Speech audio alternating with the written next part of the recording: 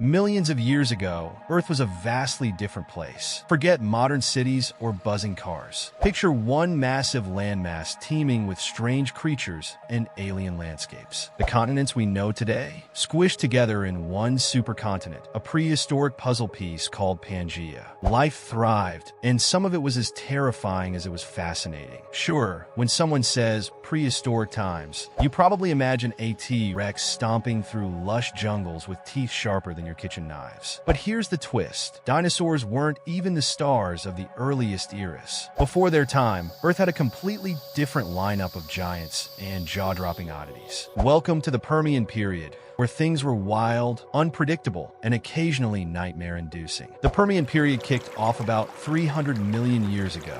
Back then, the Earth wasn't just one big chilly rock. It was undergoing a massive makeover. Ice ages were thawing out, supercontinents were forming, and giant oceans like Pangaea stretched endlessly around the globe. It was a world in flux where life was just getting warmed up. Imagine arriving in this world. The air wouldn't be as oxygen-rich as today, but you could probably take a few wheezy breaths. Don't forget your jacket, though. Temperatures hovered around a brisk 39 degrees Fahrenheit in some places. As the ice age faded, the Earth turned greener and livelier. Plants spread like wildfire, and animals started to get creative with evolution. Swampy forests dotted the landscape, teeming with massive insects. But watch your step. Some of those bugs were the size of birds. Yes, you read that right. Prehistoric cockroaches could probably take you in a fight. By now, Earth was heating up. Volcanoes were having a field day, spewing lava and reshaping the world. Swamp forests were drying out, forcing plants to adapt. This is when gymnosperms, the first seed-bearing plants, made their grand debut.